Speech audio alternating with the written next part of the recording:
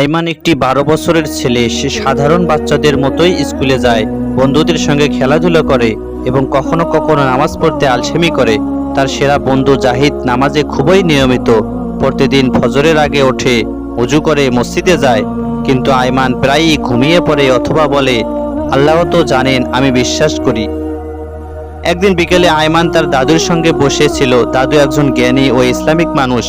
তিনি আইমানকে বললেন, নামাজ শুধু এক দায়িত্ব নয়, এটা আত্মার আলো। আল্লাহ আমাদের ডাকেন আর আমাদের উচিত তার ডাকে সাড়া দেওয়া।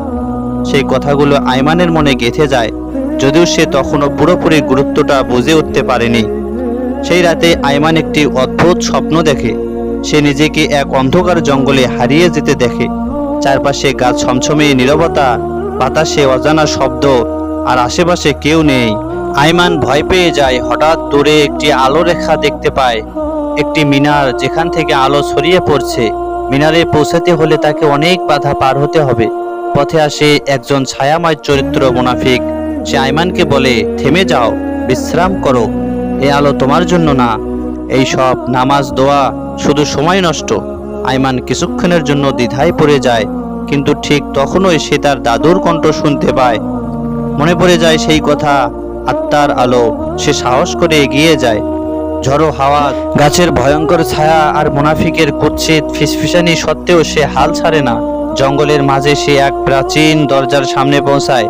সেখানে লেখা ছিল, যারা নামাজে প্রতিষ্ঠিত তাদের জন্যই নূরের পথ খোলে। আইমান নিজের হৃদয়ে শক্তি অনুভব করে। সে আল্লাহর নাম নিয়ে এগিয়ে যায়। দরজা খুলে যায় আর এক উজ্জ্বল আলোয় ভরে যায় সবকিছু। সে আবার স্বাভাবিক জগতে ফিরে আসে, ঘামাঘামি অবস্থায় কিন্তু মুখে হাসি।